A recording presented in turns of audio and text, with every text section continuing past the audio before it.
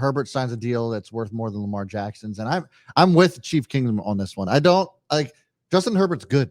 Okay, make no mistake about it. I don't think he's not Lamar Jackson good, and I just don't know if he's Lamar Jackson money good either. Now, obviously, the Chargers organization can do what they want. He is a franchise quarterback. They had to do what they had to do to keep him. But man, I just don't understand the price tag that he demanded. He's great. But well, it's the market too, right? Sure. It's the market. So when Jalen's deal got done, then it was, all right, Lamar, this is what it is. Then Lamar signs. And then after Lamar signed, then Herbert signed. And everyone wants to one-up each other because that's the market. Yeah. Herbert, to me, is a fantastic quarterback. I would even worry more about to me, it kind of goes back to the coaching with the Chargers for me. Herbert has so many great factors. But right, everyone loves him because he's that guy that can make some unbelievable throws. He's tough. There is an obsession over him, and rightfully so for people to love him. But the reason why Patrick Mahomes is so good is because his escapability, his adaptability, and then on top of it, his coach is Andy Reid. Yeah. And you cannot discredit having a coach like that. Trevor Lawrence, by the way, Doug Peterson coming from that Andy Reid coaching tree, and he did a great job with Carson Wentz. They went to a Super Bowl, and then Nick Foles. Trevor Lawrence, he's a stud. He's a dude. And I think he's only got to get better and better and better. So the Chiefs Kingdom, it's a great point because you can make all the points about how great and talented quarterbacks are, but if you do not have a coaching staff or group around where that can also flip the switch, and coincidentally, you want to look at another quarterback on the other side of that Chargers game, how about Tua? Right. And yeah, they made the trades. You got great pieces, but Mike McDaniel giving that confidence, instilling, and then letting Tua go out there and make plays. Tua and Tyreek, it was a two-man show for that game. Yeah. And Tua was nothing short of spectacular. And you sit there and you go, who was the better quarterback on Sunday?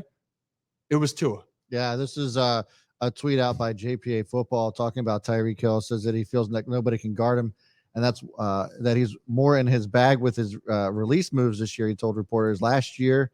This is a quote from Tyreek. Said, "Man, I was thinking about I was just banking on my speed and banking on me just outrunning guys. But this year, I'm in my bag a little bit more on release moves and routes on the top, stuff like that. I always feel like nobody can guard me as a competitor. I feel like if you can ask anybody in our room, they'll say the same thing. Can't nobody guard me or them. I just feel like that's a competitive mindset. I want the ball." And they says that sounds kind of crazy. I don't think it sounds crazy at all. I think that is just Tyreek's truth.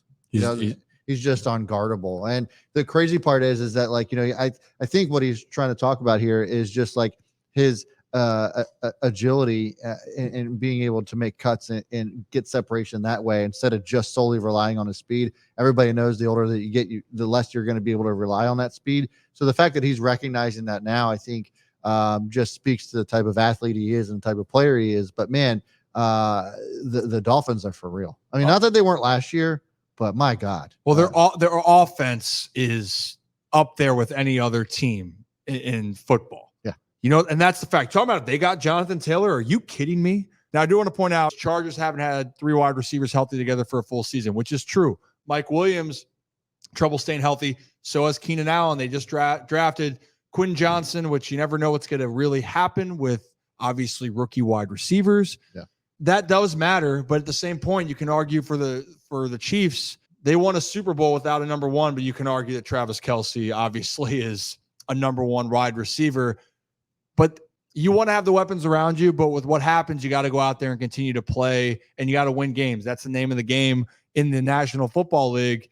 And that's why I give Lamar Jackson so much credit over those years, because this is the best supporting cast he's had. And his record speaks for itself. I think he's still going into the season was 45-16 or something like that in the start as a starter. Yeah, that's why I had them.